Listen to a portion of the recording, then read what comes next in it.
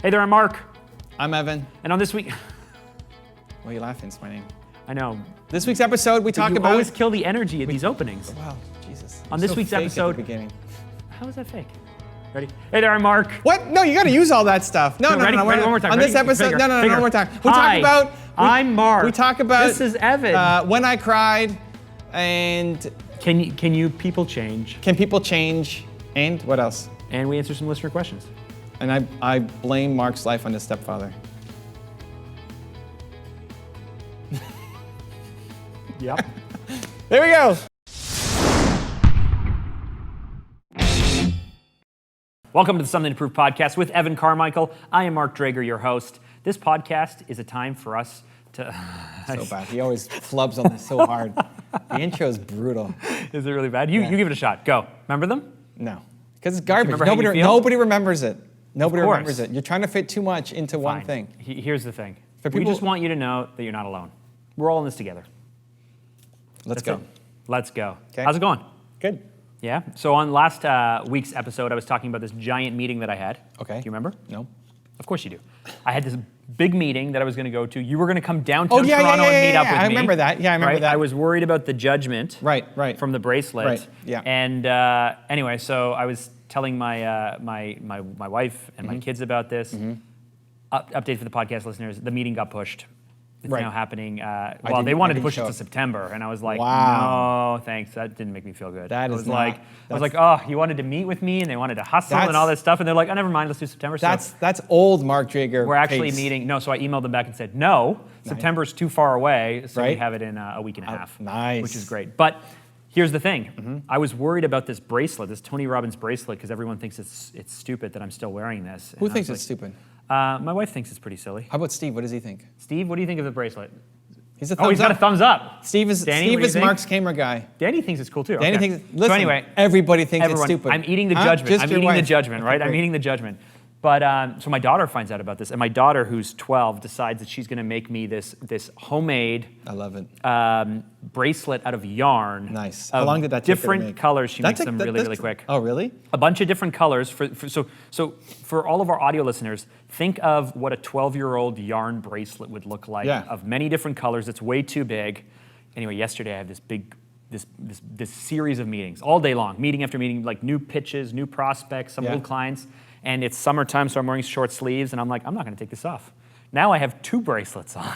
Can you you'd have to cut that off, no? Untie it. It kind of. Oh, it you kind can of slip fits. it off. That's cheap. But here's the thing. So I sent Evan a picture yesterday, and I was like, my daughter wanted me to eat the judgment, so she made me another bracelet. Is that why she made it? She made one for every one of our family. Just because of the story about eating the judgment? I think so. Wow. I think so. Like I'd have to ask her, and she might say no. But in my mind, that's exactly what happened. Good. Makes the story anyway, better. So I'm telling Evan about this, and then I show her your text yesterday. Okay, what did I say? Where you say, that's the best. Okay. I love your daughter. Okay. So she made you I have my own. A bracelet as well. Nice. Look at the blues. And I said, you know what? Are you going to tie it on me? I said, you know what? I don't know if Evan's going to wear this. Why not? I'll wear it. And then she said, you guys can be bracelet buddies. Why wouldn't I wear it? You're going to wear this? Of course. You're going to wear this? So here we go. I'm I'm making a big deal of this because Rachel's going to watch this back. Oh, great. And she wants to know your reaction. So what's your message for my 12-year-old, I like it. almost 13-year-old daughter who, I like it.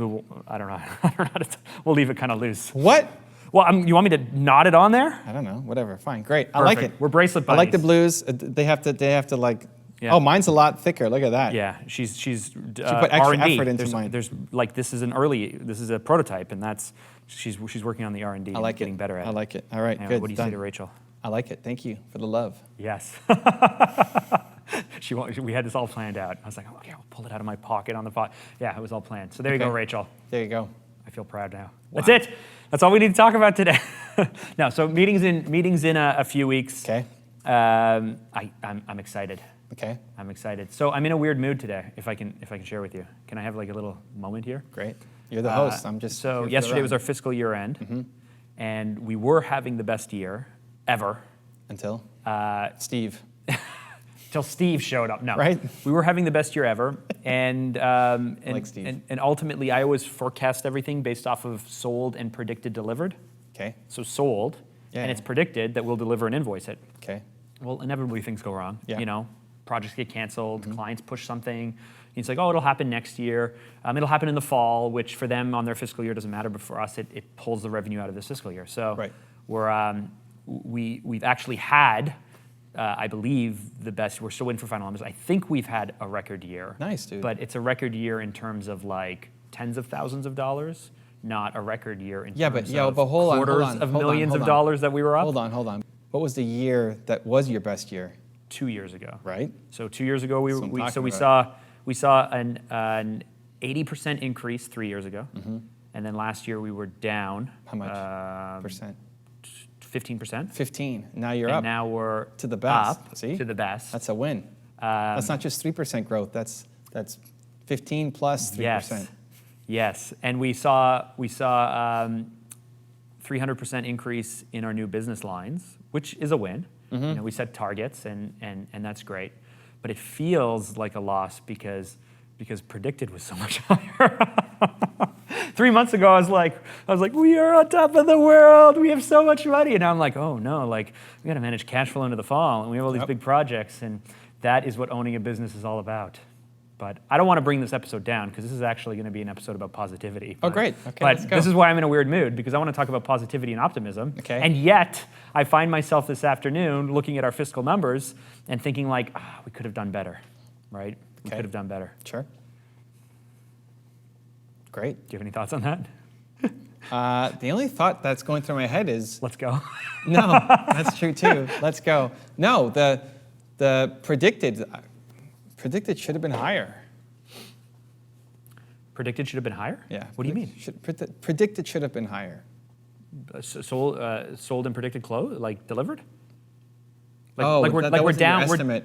No, it wasn't our estimate. Oh, it was okay. This business is sold, and we have predicted to deliver it by the year end. Oh, okay. So we're down like 350 grand. 350 has been carried over, and some of it has been canceled. Yeah. Right. Stuff happens. That happens. Right. And so Great. Yeah. Anyway, let's talk about positivity. Okay. So here is something that I don't think I've said to you yet. Maybe I have. Fresh info. I like it. When we got back from Tony Robbins, I dropped Louis off at his condo. Okay.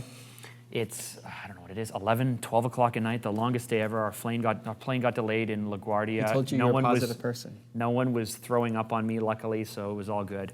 But he said, Mark, what's the one thing that you've learned? And he put me on the spot, and I had He filmed it. Didn't he film it? He did. We did film it. Yeah, I saw this. And what I came down with is I've honestly believed that people do not change. Right? That I have 4 kids, and I have seen within my 4 kids from the age of like 15 months old, the one who's super serious, guess what? As a 7-year-old, is a pretty serious person. The one who's really shy and quiet, guess what? My 13-year-old, pretty shy and quiet. My youngest was bubbly and laughing and joyful and dancing to music at a year old. Guess what? She's in competitive dance as a 5-year-old and is like just delightful in terms of her exuberance. And so unless if trauma happens, unless if something serious happens, I honestly think who we are is baked into us, and people do not change. Okay. The breakthrough I've had, and I really want to believe this, is that people do change. Most people don't want to change. Okay. So if you are a pessimist or a negative person, and this was baked into you based off of your family of origin or where you grew up or the circumstances you had, then you could become an optimistic person. I want to believe this so badly. And if this happened to me. I was a night owl. I'm a night person. I can only function at night. I get my third wind, and I feel great, and I can't get up in the morning. I can't do any of that stuff. And then I read The Power of Habit, and I heard about habit loops, and I completely rewired my brain. And now, like this long weekend that we just had, I was out with my family, and I literally went to bed at 7:15. I was like, good night, everyone. We had friends over. Kids are playing. They didn't go to bed till 10 o'clock. I went to bed at 7:15, but I got up the next morning. Sunrise on the lake. No one is around. I'm now a morning person. So maybe it's in all the ways that matter. I am hoping to believe that people can change. They just choose not to. That's a light bulb for me. Okay. You just accept it? No, I think you're combining things together that shouldn't be combined. Okay. Help me through this then. I think the things about your kids, I think will stay with them. I think it serves them.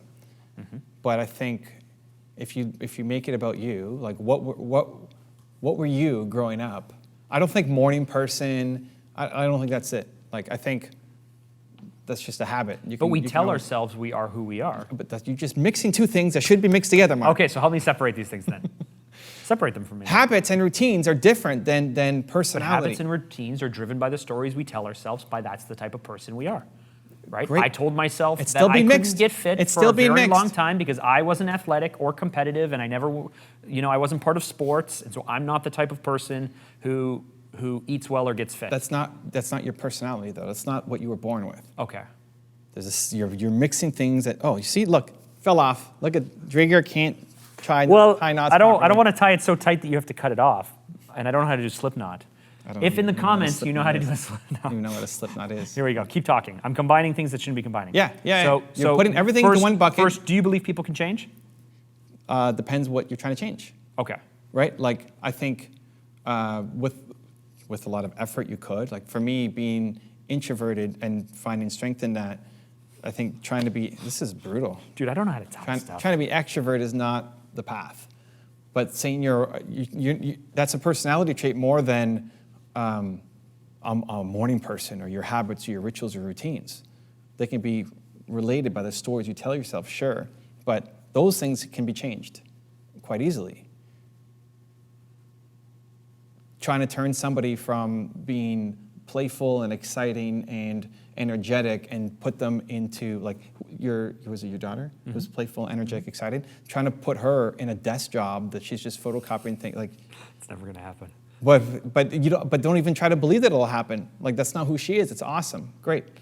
That's it. That's an innate characteristic in her. But whether she's a morning person or a late person or habits, like habits can be changed. Okay, but you're an introvert. For the first 8 years that I knew you, you were an introvert who proudly, you still don't have a phone number, but proudly wouldn't talk to people, wouldn't do anything, built a no-face business, never going to meet with people, never going to go out. When we used to have entrepreneur meetings where you'd be presenting like some of the leading Dragon's Den people that we had in and talking, you'd have a piece of paper and you'd look down and kind of smile shyly. You're still the same introvert, but you've changed in all the ways that you probably 10 years ago told yourself that you couldn't change because you were an introvert. I'm not saying change from being an introvert to an extrovert. You have been. You've been mixing those things together where they shouldn't be mixed together. That's all I'm saying. Okay. And the stories limit you in the areas that you can change and maybe should change.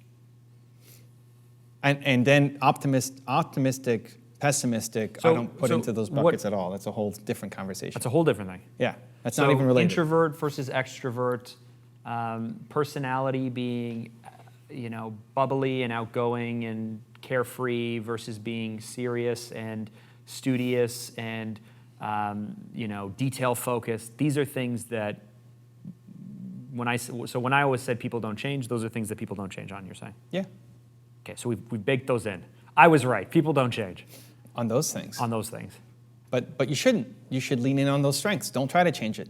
If you are not, just like your daughter, like don't force her to do some crappy job don't force anybody, but especially her, she's gonna hate it. She's gonna hate it. Like she needs to be creative and express herself and freedom. She needs that. So let her go do that instead of trying to force her to do something else. But in terms of being a night owl or a morning person or routines, getting fit, anybody can do that. So if being a night, but if turning yourself into a morning person will have a better routine or whatever time you wake up, but having a routine and being more focused, I'm someone who's unfocused and scattered to become more focused and, I'm undisciplined to become more disciplined. I couldn't get up and speak in front of people. And now you can develop the skill to get in front of people and speak with people. You just said it. It's a skill. These are all strategies that you're saying are things that people can change. Skills you work on. Okay. So why is then optimist versus pessimist or whatever else you'd bucket in this a third different category? Because everybody's an optimist. Okay. Your past trauma turned you into a pessimist, but you were born an optimist. So long path to get there. But that was the thing that I guess I want to talk about today. Sure. Then. Okay. Great. I didn't have the words to say it. Here we are. Here we are. We made it Okay. happen. Okay. So for those of us who look at the world half empty, who think, oh, of course it went wrong. Something always goes wrong. Or waiting for the shoe to drop, or all of those things. Mm-hmm. How can we then become optimists and positive and all of those things? How is this not personality, or how is this not skill? It's trauma. Face the trauma. Okay. You need to face the trauma. Okay. Yeah. What caused it? You were born optimistic, positive, ready to go. Something happened. You think everybody's born optimistic, positive, and ready to go? Mm-hmm. Natural state. Yep, people are good. People are good. Humans are good. Sure. And I agree with humans, that, but I don't think being a pessimist means that you're not good. if you're good, if you're a good person, Yeah. you see good things. Sure. Yeah. That's your default state. You're supposed to be good, serve others. Okay. Yeah. Now, I think you're conflating things. What do you mean? Conflating? Is that even a word? What are you Yes, even saying? it's taking two things, mixing them together, and making them more important than it really is. Really? Yes. All right. I'm learning something new. Although I'll probably never use that word. Why? Because people don't understand it. You got to speak the way people understand. I think conflating is a great word. What do you Nope. think, Danny? No, never heard of it. Thumbs up. Danny just gave me a thumbs up. Never heard of it. Danny did not give you a thumbs up. Have you ever heard of the word conflating? First time. Conflating? Steve? Never heard of it. See? Mark. Talk like a normal human, Mark. Great. I think you're mixing two things together and making them a mountain out of a molehill. Is that better? There we go. I don't even remember the point now. What was the point? You're the one with a great memory. Hold on. Give me a second. Yes, I remember now. Thank you. Let's move on. People are good. Yeah, you're saying that people are good, and that means optimism and positivity. But anyway, we're going down the rabbit hole. Explain more what you mean. I believe You're you're saying born. that we're all born optimists. Yep. Trauma placed negativity into us, and we just hold on to it. Yeah. That's the story you're telling yourself. That negativity is not yours. It's your father's. It's your principal's. It's your Aunt Susan. It's not yours. You need to do a better job of coming up with names of things like that. You don't like Aunt Susan? No. I hate Aunt Susan. She's placing a negativity. It's not yours. It's not yours. It's not yours. Listen, babies come out. Yeah, I've been there a few times. Yeah. They don't do that. I believe people are good. I believe people would rather do good than bad. But how is I'm not defending pessimism, but how is pessimism people doing bad? It's your viewpoint on the world. Right. You take pessimism to a stronger point, and Yeah. that leads to doing bad things. Thinking bad things leads to doing bad things. If only self-sabotage is bad. Okay. Yeah, I think people are good. It's just a trauma that's happened in your life that has screwed you up. Yeah. You are not a bad or pessimistic person. Your stepfather made you so. Wow. Yep. Now it's time to actually, so you didn't change. That part, you did not change. You didn't change. You're not. You know what's funny? I actually remember, for myself personally, I remember a moment where I was like, hey, so I used to do ground maintenance, and we worked at these buildings where there were a lot of elderly people who lived there. And they would always complain, on a hot summer day that the roses are wilting and we should do a better job of watering. Or the pine needles are falling and we should do a better job of sweeping. And they just complained and complained and complained. And I always wanted to try and stay on all the residents' good side. Okay. So I would try all kinds of stuff. But what I learned is if you walk up to anyone and you say like, this weather, it's so hot, right? They'd be like, I know. Or if you'd be like, city streets, can't those unions ever do anything right? They'd be like, I know, that you can use like negativity to get people on your side like right away. Oh, for sure. By just like, Okay. and I remember that moment of being like, oh, this is how I could get people to like instantly connect. We just need to sit around and complain about stuff. Awesome. Okay. Anyway, I was just thinking of that the other day about how I grabbed onto that and maybe I shouldn't have. You ever want to get people on your side? Start complaining about a common enemy. You can use it to build rapport and then shift them. Shift them to the positivity. Exactly. Listen, show me a 3-year-old pessimistic kid. I think they exist. No. I think they exist. Nope. Yes? No. Kids are very volatile creatures. Kids are full of dreams and hopes and wonders and happiness. And 1 minute, and then the next minute, a bubble they were blowing popped, and it's the end of the world, and they're never going to move on from this. It's the most disastrous thing that's ever happened. Of course. Yeah, they care about like 3 things. That's fine, but doesn't mean that they're pessimistic. I didn't say show me a kid who's never unhappy. Okay. I said show me a pessimistic 3-year-old. I don't know. Doesn't exist. Okay. Ask a 5-year-old what their dreams are. They all have dreams. Yeah. Ask a 45-year-old what their dreams are. Like, oh, I can't do any of that stuff. Dreams are for stupid people, rich jerks. Yeah. I like where you're going with this. Because it's truth. I like truth. Yeah. Everybody. Big fan of truth myself. 5-year-olds have dreams. 45-year-olds have dreams too. They're just squashed by the trauma. They have desires. No, they have dreams, man. Everybody's got dreams. It's being squashed by your trauma. So how do we fix this? You face the trauma. You That's recognize. your answer to everything. What do you mean? Your answer to everything is to face the trauma. When have I said that? I've never said that before today. It's the first time in my life I've ever said face the trauma. You wouldn't even remember if this was the first time you've ever said that. I know, I remember because it's weird. I don't usually say that. Face the trauma. I don't talk about trauma. You said trauma. I'm using your words. Okay. Auspicious. What was your big word? Conflate? Conflate. Auspicious. It's even a bigger word than I said. Nobody. No, that's not true. Auspicious even Hold a on, word? hold on. Conflate. Danny, have you heard of auspicious? Auspicious? Yeah. No, Steve? I've heard of it, I don't know what it means. Okay, we're closer than conflate. Conflate is conflate. Auspicious. Is auspicious even a word, or are you saying something incorrectly? No, I was saying it. Ostentatious? No. I was trying to remember what your big word was, Oh. and auspicious. Do you like ostentatious better? Is that better? Do you know that word, Danny? No, I don't know what that means. No. No? Steve? No. No, Mark. You know what that word means, right? No. Ostentatious? Yes. Something that's like extremely grand, like over the top, and almost like crude. Like Mark's positivity. Ostentatious. Sure. Actually, I do feel like I hope I'm further saying all with these. it. I hope I'm saying all these definitions right. I don't really know. Anyway, Face the trauma. face the trauma. Yeah. So So on this that, all started with me saying, like, I believe people can change. I never thought they can change. But here's And the thing. You have said, right, Mark, you were right all along. Most, people can't change. But if you're talking about just positivity and negativity, that's where people can change. That's the summary of, I think, what we just said. No, because that's a third bucket that you're picking on. Okay. Optimism, pessimism, and you're not changing. You're not changing. You're just rediscovering yourself because you already are optimistic. You were born optimistic. The trauma created other thoughts in your head that you just have to destroy. But you're not changing from one to the other.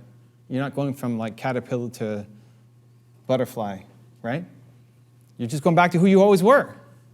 This is who you were. From butterfly to caterpillar, it might seem. Sure, maybe. You're going back.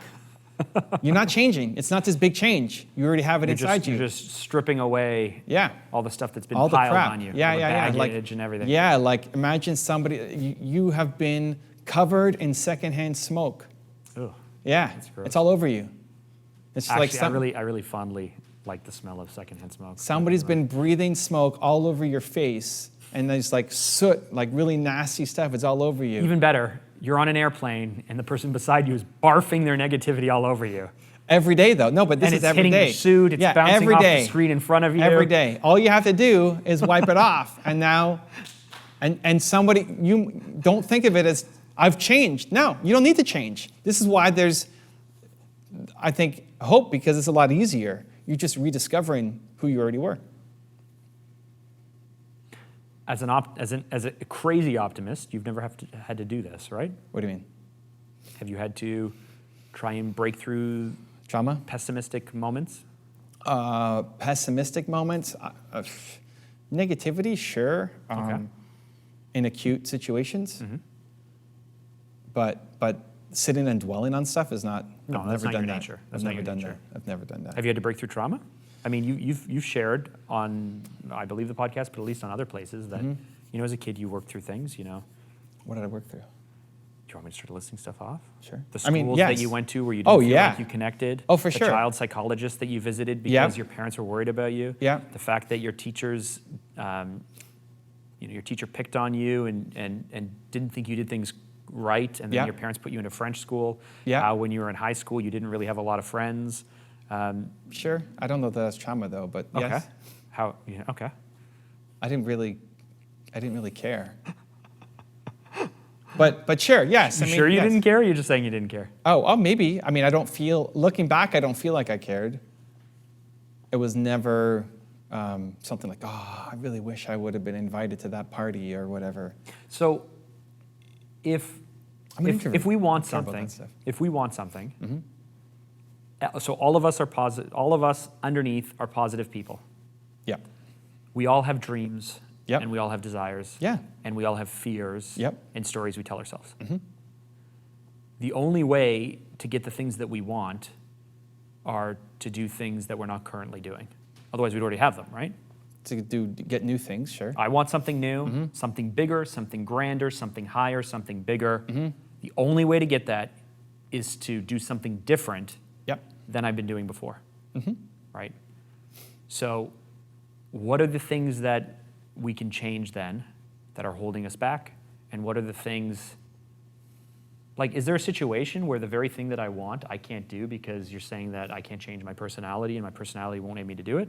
Or are there always paths and workarounds? Is there always no excuse? You need to find your own way to do it. You bet on your strengths.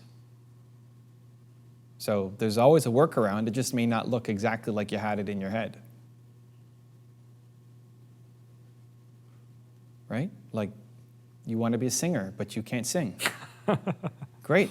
I really can't sing. Could Bob Dylan sing? Nope. Could Willie Nelson sing? I would say so. Willie Nelson? Dude, You think Willie Nelson's a great singer? yeah, All right. one album. Not songwriter. Remember the album? But, like, listen. So then Dylan. Yeah. You don't think Dylan can sing? No. Great. There's other people who can't sing too. Great. Look at who's the Canadian Great. poet who's a singer Well, who passed away. And look, even a lot of people who then go into rap. Yeah. Like they can rap, but they can't sing. Yeah. They created a whole new genre, became a whole new thing. So it may not be exactly like you have in your head, but you can still go do it. It would help if you were extremely positive and optimistic, because then you'll keep trying new things. Well, which you already are, which is already in you. It's part of your nature. It would help if you faced a trauma to get over the crap that you're dealing with. Yes. Okay. I don't know what else to say on this. I came into it going like, I'm so excited by this moment. I thought people can't change. You know what? It's new for me. They can change. They don't want to. So we need to figure out how to get leverage and how to help people change and how to get people to change. And if I always thought that I can't change, but it turns out I can change. And so it's empowering to me and it feels great to me. And then you're like, oh, no, all that stuff that you wanted to change, you really can't.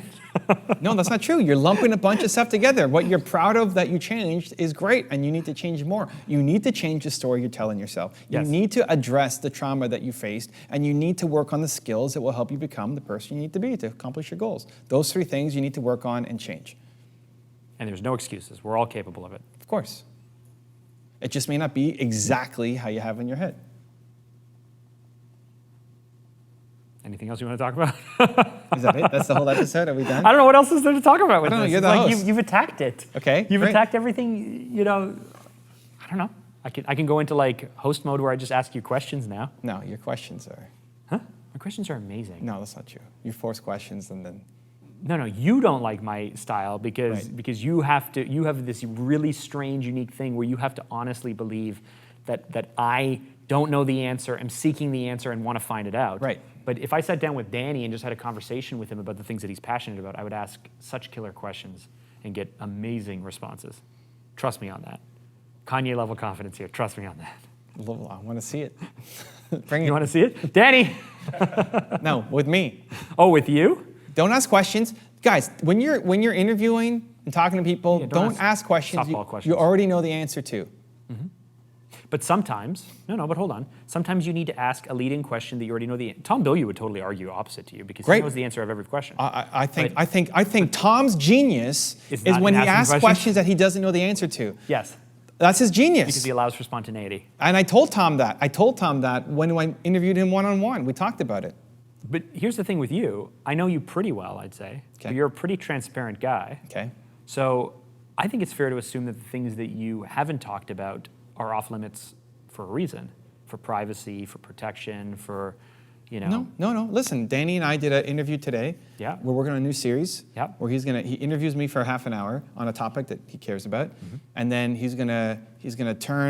we're gonna do a 3-minute script from that I'm gonna read and have fire. He's gonna make that into a 3-minute video, like a movie video, and then include the 30-minute interview afterwards for people to watch the Q&A. He asked me, let me finish. Jesus, with your hand up, trying to finish Thought it. of something. Story. Thought of something amazing. Unbelievable. Go.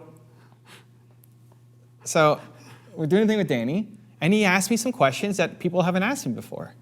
From his very first one, he's like, what's the difference between love for your business and love for your wife? Because it's both love. And I hadn't thought about that question, so I'm thinking about how I would deconstruct that, right? I don't think it's that I'm not willing to share stuff. I think people just don't ask enough different questions. People are struggling with most of the same things. So you get the same answers. So here's a question I have for you. You may not like it because I already know part of the answer for it. Jesus. So ask me the part you don't know the answer to. But all I this wanna is for answer. this is for our podcast. Of course, Mark. Now hold on. We did an entire episode where we did nothing out of the blue. This may have even been last week. I can't even remember. Wow, you have a great memory, Mark. Thank you. But I think it was last week, out of the blue, where we ended up just talking about Danny for the entire podcast episode. Was he here? No, he wasn't here. You Oh. were at home. Yeah, I was yeah. somewhere. He and watched then, it. And then Was that last week? That night, ago. you're driving after a 2-hour conversation with Danny, and we connect. Do we want to update people on anything? I don't know. What? That seems so off point. What are we talking about? You were talking about Danny and how he did this interview with you. Yeah. In the last podcast, we talked about how Danny is No. more about narrative storytelling. But come back and this is to the foundation for question. narrative Your whole storytelling. point was transparency and questions that I don't know that I'm unwilling to share, or privacy or whatever. So what do you have? What's your question? What don't you know? What do you want to know? You I'm don't want afraid it to at share. all. Can I just then explain? So, anything? Can I share any backstory out of the last episode with Danny? Sure. Whatever. Go. Yes. No, I want you to do You're it. host. I want you to do What it. do you want to know? What happened? So after the podcast, you and I talked about a lot of stuff. You said Danny was going to watch it back. Yeah. But what came of it? We had We agreed- met the next day, Yeah. and then we came up with it It helped was me actually understand. later that night. But anyway, we Was it that did a night? 9 a.m. podcast. Okay. Oh, It that was fine. that evening. So we met. Whatever. Yeah. It doesn't matter. Yeah. We met, and then it helped. Your thoughts helped me understand the difference between narrative and documentary style, and that helped frame just an understanding of what I want to do, and especially what I need for my upcoming tour next year. And then we came up with a plan coming out of it that then we destroyed. Oh, with you've a- already with a destroyed it different as soon as plan. I talked to you about it? No, we came up with a plan, but then I think, I don't know if we talked again or what. Danny, what led to the different change? Well, there was a lot of change. No. Wow. Hold on. No. We came up with the plan. See, I don't know any of this, so I'm We came interested up- now. We came up with a plan where originally it was going to be people come in here who meet me one-on-one. Yes. And Danny would go and screen them, and we. No, that was after. That was before. So we only changed it once. Yeah. Okay. So then that became the plan. So after talking to you, we came with the plan where we try to. Danny wants to do what's happening narrative. with Danny? What do you mean? We're working on now kind of Danny's great with fancy hero content. Yes. So I don't do enough in my normal day-to-day fancy, like having interviews with big people and that kind of stuff. So either I do more of that to make that happen, or we find a way to tie in Danny's genius to make that work. So the experiment we're running now, what we filmed today, we spent, I don't know, an hour and a half or something, where he's interviewing me, asking questions that he cares about that people haven't asked me, because he's seen a lot of my stuff, right? He's sitting here from my content. He knows what people ask me. He goes down a slightly different path and digs deeper into it. The first one we did today, he's off camera, on camera. He's mic'd up so you can hear him, and we talked for 30 minutes, 45 minutes. He's going to take that he's going to take a script. He's going to take what I said, take his favorite parts, turn it into a 3-minute script. That then I'm gonna proofread and just make sure I said, I'm comfortable with that since it's my language, because he's got to make some pieces fit together. I'm gonna make an audio version of it where I'm gonna then basically read the script with fire, and that's gonna be a movie. Nice. That'll be a Short 3-minute short movie, right? film. It'll be Is it a movie, Danny? It's a short film. Short film is the more technical term. Great. It's a 3-minute short film, right? With my voiceover and then visuals, whether it's me on camera or actors or whatever, right? Whatever. Up to Danny. I don't care. And then after that 3-minute short film is done, you'll see the whole interview that it's based off of. So it'll be this 35-minute video all in. I like it. That's our experiment. We'll see. I like it. Are you going to cut the 35-minute interview to like music and like make it like? No, it's more like just kind of cut it down so you can listen to it. Yeah, Okay. it'll be straight. It's like a conversation. Okay, cool. I like it. Super fancy 3 minutes, and then Super fancy is the technical term, right? super fancy hero. How short jazzy is it film. going to be? Is it going to be really jazzy? We'll see. And then you see the whole and the interview is shot nicely in here, lights course. and all that stuff. This dude has better equipment than we have. That's a different topic. Equipment doesn't matter, guys. But anyway. So that's the experiment, and we'll see. Like Danny's got some irons in the fire that we've been working on for him to get a much bigger opportunity somewhere else.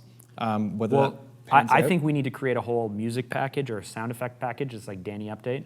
Every week we need to be like Danny Update or something like that with like and like lots of things. Great. And then you can just like we can all keep everyone apprised as to what's happening with Danny. And Great. then when he lands the series that he's going to be working on, we can all celebrate together. Nice. Yeah. What about that? Sure. Okay. So here's a question for you, Yep. just because I'm curious. Okay. Other than being at Tony Robbins, when's the last time you cried? Man, been a while. Cried. Like Like sad cried. Oh, Sad weeped? Like I don't God, need you like I don't on think I your even I don't need you weeped. on your knees like streaming, but more than like maybe you don't get teary-eyed. I watch television commercials or whatever. But I that's watch not a sad movie crying. and I get weepy and I'm like, oh, it's so sentimental and sweet. Yeah. No, but like I mean cry. Cry, like sad cry. Not Tony Robbins because that's an unusual environment where you have to cry. Did you cry last time? You must have. Probably. Yeah, probably. You and yeah, Spirit Cowboy must have been crying. Oh, like Spirit crazy. Cowboy was wild.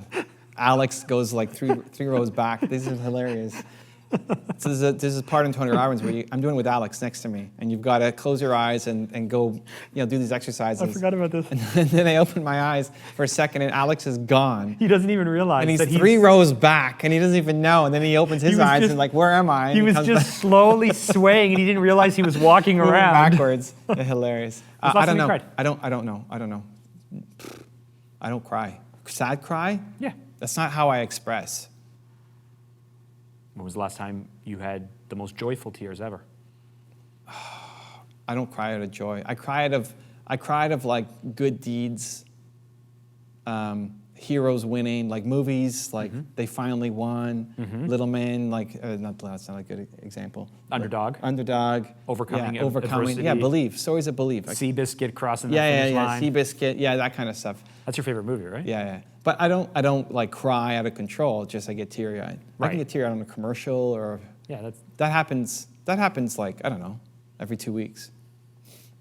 But cry. you didn't cry during your divorce? No.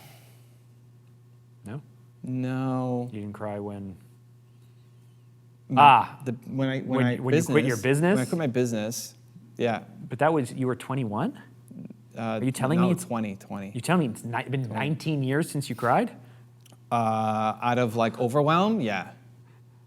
Yeah. Maybe, Wow. yeah. Well, that was a fun question. Yeah, I mean, I don't. You're asking me to, yeah. I mostly don't get overwhelmed, right? I mean, now, this thing fell off again. I'll just put it on my. I will tie it on all the way, but you would have to cut it off then. I don't Now, want- I don't want like you to somebody cut this close to thing me off. dying or something, yeah. That hasn't really super happened. Like Okay, even- flip side of this then. Okay. Let's just look for mountain peak moments then. Okay. So crying does that mean? isn't like we're looking for exceptional moments then. Okay. Think back to the most joyful you've ever felt. Most joyful I've ever felt. I have a theory here. Really? I do. Most joyful I've ever felt. Most joyful I've ever felt. You know, the one that's coming to mind for whatever reason is when I first went to Tony Robbins Nina, and we have this exercise where you have to be really happy and show the other person what really happy looks like. Yeah, like level Yeah, 6 And of just like, seeing her. hey, it's so good to see you. That one. You have to pretend like you're meeting them for the first time and you're crazy happy? We didn't do it this time. We didn't do it really? this time. No, Okay. it was a different exercise. You have to show the person what really happy for you looks like. And just seeing her be really happy just made me really happy. Wow. Is that cheesy? No, that's not cheesy at all. That's great. That was that, like? that came to mind. 3 years ago? Yeah, 3 or 4 years ago. My theory was that you were going to struggle also to find a moment of extreme joy as well because you're actually pretty even keeled. No, I can get really joyful in moments, definitely more than sadness, but I don't, the struggle is searching, I don't think backwards. The struggle is going backwards. I struggle with if I haven't been asked a question before and I have a prepared answer, I struggle looking backwards. I just don't do it. Zero time. Even Tony's exercise, like think of 3 things, like, oh my God, I'm struggling so hard with Here's this. a question for you, and I'm just curious now because I'm going to start random questions now. Random questions with random Evan, show. new theory, new sequence, we need music. How do you think you're dishonest with yourself? How do I think I'm dishonest with myself?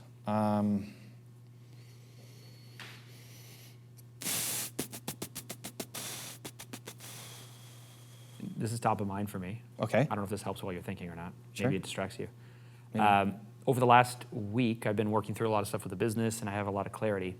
And it's becoming like more and more and more apparent to me that the reasons why we haven't been successful are because of all of my weaknesses.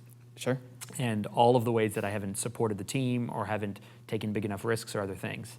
And so it makes me feel not foolish, but just like realizing it's like, I wasn't honest with myself, and no one else was honest with me, or no one noticed that a lot of the challenges or holes that we had were because of me. Okay. And I think that's like, a level of dishonesty. You can think that you're best friends with someone when you're really not. You can think that thing's really good for you. You can think that you really want that thing, or that you have a great business, or whatever it is.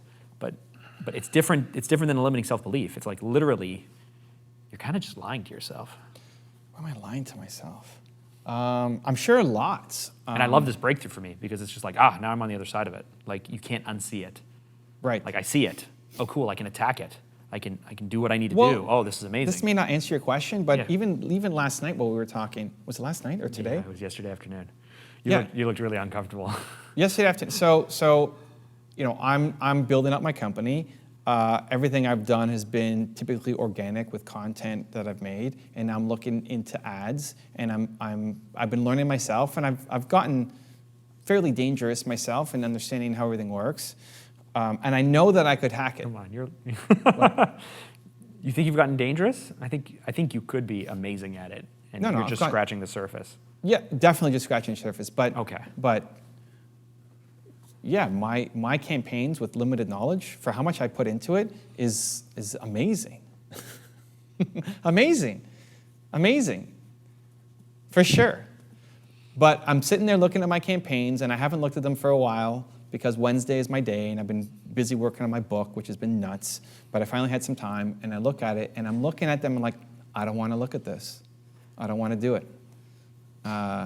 Even though I could be great at it, I don't want to do it. And so I call up Mark when he's driving home, and we talk about it. And deep down, that's good you're here for this. Deep down, I want Mark to do it. I want Mark to build. Mark has an agency. That's the new area of business that he's building up and growing that grew 300%. And I want Mark to be so great at it that he can do it for me. And honestly, for the past, year? How long of this? Year and a half? I don't even know how long, maybe longer. What, TDS or your business? I don't know, everything. It's been like waiting for Mark to get good.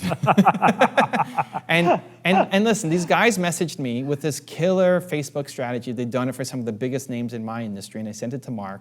And to Mark's credit, he said, you should just go work with these guys because you deserve to work with great people who know what they're doing, not us who are like figuring stuff out, at least for that like specific area of what I'm trying to work on.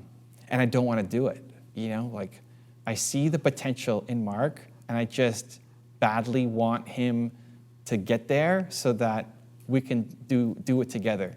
And I realized last night in talking to him that if I didn't know Mark, I would have figured this out already. It's my I don't know if it's loyalty or just care or just like desire to see this person with so much potential win that I hamper my own growth for it. Yes. And so I default to thinking, okay, I want Mark to do this. How do I get Mark to do this faster? Because my growth is slow because of it. But I'd rather help Mark. So I said, Mark, how can I help you get there faster? He's like, okay, well, every week talk to my COO on a call and help him because he's got to drive it. Like, great, I'll do it. And I messaged him, and we're gonna set it up. I'd rather spend the time helping Mark's COO get better so that his company can get to the point where they can help me than me actually get the person that I need to grow my company, right? That's a weakness. I mean, That is a weakness. It's a strength and a weakness. It's a weakness. It's both. It's a weakness. It's both. In the short term, it's a weakness. In the area where I'm your friend and we're along for a ride in the journey of life and everything, it's not I even love that you're it. my friend. I love it. No, whatever. It's not. Whatever. But if I'm going to continue to say and keep saying that the people that you surround yourself with and lean on, you need to raise your standards. I agree. Mm-hmm. I agree, and I think I want to do it with people that I you like. Yeah. And, cool. So we're doing it. And well, yeah. I mean, how is this you being dishonest with yourself? Because you had the light bulb moment yesterday where you realized why am I doing this? When I asked you, what are you afraid of? Which is what ultimately, like we were wrapping up the conversation, and I said, what are you afraid of here? And then what did I say? Ultimately, you were worried. You were worried that people, you think that I care a lot more than other people, and so you want to make sure that I will help you because I care, but I don't have the resources to throw at this to be at scale the way you need. And that's what led to this. It led to us talking about cost, right? You either slow your growth while you wait for me, which costs you potential, or you go out and hire the person that you need to hire and spend the money that you need to spend, in which case it costs you loyalty or relationship or feeling or emotion or whatever it is with me. It's the feeler, I think it's, even looking at, we're talking about Danny, so he recommended one of his friends named Katie to run the video stuff. So we're going to do a shoot next week and see. But until I realized that what I want is not what Danny actually wants to do, I'm all in on like Danny needs to do, like Danny can do this. But it's not, now that I know it's not actually the best thing for him, then we need to. He's about to Jason you. Well, no, we're looking at other things to do, right? But for this project that I need, it's not in his best interest. Like he would do it if I asked him to, but I don't want to ask him to do it, right? In a pinch, maybe, but because as long as I think it's aligned, I'm so loyal and like I get so excited by seeing the growth and making that happen that I don't even want to look at alternatives. So because I know where you want to go, we're doing it. But I'm looking at alternatives. Why waste your time then? Just then make the decision. You're looking at alternatives. Then go to alternatives. It's the bridge. I'm looking for the bridge. I'm looking for the bridge to the thing. Okay, we got to jump into questions before we hit the end of our hour. Does that answer? But here's the thing. Yeah, it's that loyalty in the heart is the biggest strength and the biggest weakness. I shouldn't wait that long. Really, like it hurts me to wait that long. But at the same time, like the loyalty and everything, just strategic. The loyalty is like if I help you build that thing, dude, that's crazy, right? Like you'll be great for my business for life.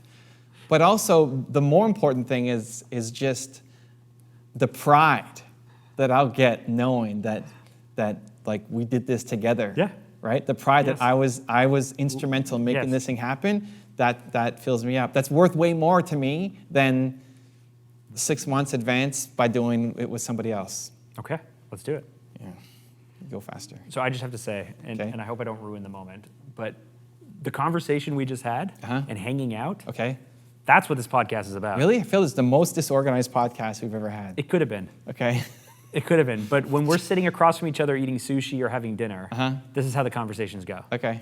Great. And Listen, then, I mean, great. usually we have 6 hours conversations and they drag off and I'm like, Evan, I'm falling asleep. I need to go home because I'm now a night, 'Cause now it's a 7 morning o'clock. person. 7:15, I'm falling asleep. No, but this is what it's about. Okay, great. I'm glad that you're pumped, man. We're co-creating. I like it. I like it. Let's hit some quick questions. Go ahead and drop them in the question chat box. We have 7 questions up here. We have a few minutes. Put it on the screen. Click it. Yes, I will. Okay. What does spirituality mean to you? From the all-time champ again. Hardcore fan of the show. Yeah. The all-time champ is a hardcore fan. Every week we get a question from the all-time champ. What does Okay. spirituality mean to you? What do you got, man? So I'm a Christian, and so in terms of spirituality, I think that it means a few different things. I believe in like the supernatural. I think there are things we can't see and we can't touch, and so for me, spirituality instantly moves to faith. I know for other people in other backgrounds, sometimes it's not about religion or even about faith. It's about connectedness, or it's about energy, or it's about the feeling or centeredness. I got nothing. Evan, the least spiritual person you will ever meet. But I feel like I'm really spiritual. Okay, so what does spirituality mean? But definitions, I hate definition questions. Wow, all-time champ. Keep that in mind for next week. Yeah, like what is an entrepreneur? I don't know. What does it mean to you? I mean, how does it help you? How does my answer to that help you? That's what I want to dive into. Dr. Tess. Oh, Raleigh. Dr. Tess in the house. I'm going to be on our podcast next Wednesday. Nice. Yes. What's it called? What's your podcast called? I don't remember. I feel bad now. I don't remember. Yeah, it's killing me now. Okay, great. He's got a terrible memory. Remember The Dr. Tess podcast. Terrible memory. Sacrificing loyal people for strategic reasons, yours or theirs, totally sucks. Yes, I agree. We did a podcast episode on firing good people.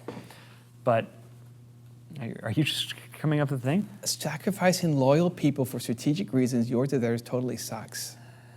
I just don't like that word, sacrificing people. I don't think it is. I think that's. Oh, okay. I disagree. What are you doing? I'm looking up our podcast name. It's the. This is what you're spending our time on. The Yeah. Dr. Tess show. You're gonna look at it and then Tess, realize. business coach, mentoring, clinical forensic psychologist. By the way, when she connected with me in December on Instagram, she had a different bio then. It was something like Tasmania's leading forensic psychologist, okay. something, and I was like, wow, that's great. If the person doesn't fit into your strategic. Finding Proof. The Finding Finding Proof podcast with Dr. Tess Crawley. I was thinking Breaking Normal, but that's somebody. That's Daniel Breaking Bad? something. No, Breaking Normal. No. Sacrificing. Oh, we're moving on. Finding Proof. Finding Proof. If the person does not fit into your strategic outcomes, they're not happy. It's not sacrificing them at all. They don't want to. They shouldn't be there. It's service. It's the opposite of sacrifice. It's the greatest gift that you can give them, because they don't want to be in an organization where they are not leveling up. Okay, we got a question from John Sridardin. Great. Evan, I have a lot of stress in my life from school. How do I manage a lot of work with a lot of stress? Evan, he has a lot of stress in his life. From school. Yeah, I mean, so you schedule, dude. You schedule. Like, what's the other thing you're struggling with? Work. Great. So what's an ideal schedule for you doing stuff that you hate? He's basically asking how does he be as productive as possible while managing the stress, while under stress? You schedule. You schedule. How much time you need to spend studying. Right? He's stressed out from school. Great. So Keep looking at the question. no, but like that's it. You just you're stressed out from school. Yes. I still have Dr. Tess in my head. You're stressed out from school. Why? What's causing the stress? And then give yourself time to deal with it.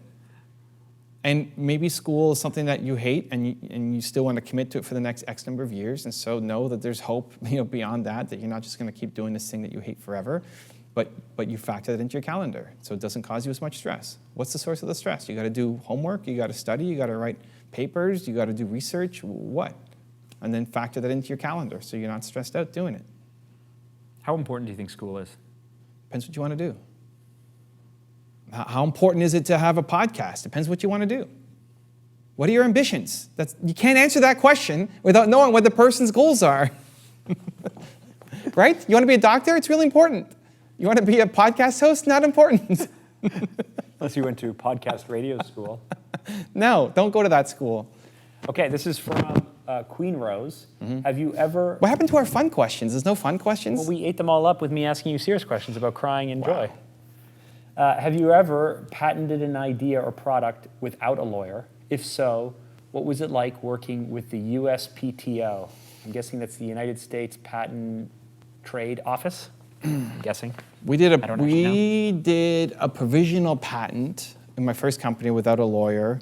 Filed it in Canada, but that gives you international coverage for 1 year, and then we never had to renew it or go for the full patent because we got bought. It's a pain. It's a pain. It still costs, like when people say that a patent costs 20 grand or 25 grand, are those basically lawyer fees, or are there still a lot of submission fees? It's mostly legal fees, and US is going to be slightly different, but it's mostly legal fees. There's some, provisional patent is first. Provisional patent is not a full patent. Provisional patent is just, I'm going to test this idea and see if it works, and it gives you a year to commercialize it to see if it works out. Provisional gives you international coverage, so it's good everywhere. But it's for 1 year and it doesn't cost a lot to submit, but you have to do all the work because if they find one loophole in it, that can negate your whole patent. So it's a lot of work to do. Once you get a patent, though, that's expensive, and then you have to file in every country. So you have to pay for Japan, you got to pay for US, you got anywhere you want your patent to be legit, you have to pay in each country. So that's when then the legal fees are smaller compared to the filing fees. So they created provisional as a way to just test it and give you a year so it doesn't have to cost you a ton, but you have to make that year count because then you have to decide where you're going to actually go for your full patents. And in your experience, would you say that if you had an idea that is, I think a lot of people are worried to share their ideas because there's no NDAs and there's no patents and and nobody's going to take your idea anyway. But let's say that you had this idea that was really, really important and it's cornerstone to your business. Would you spend whatever you had to spend to get that patent if this concept and this idea was so important to your business? You have to understand what kind of company you're going to be. Are you going to be an IP company? Like if you just have an idea and you're trying to sell the idea, you need the patent. There's no option. There's no out. If that was you, I still would try to partner up with a lawyer who's a patent lawyer who sees the value and then who can also have the clients to pitch it so that you're not spending money on it. Do patent lawyers partner up that way? Yeah, they can. Okay. They won't say that they will because they just want to make their money.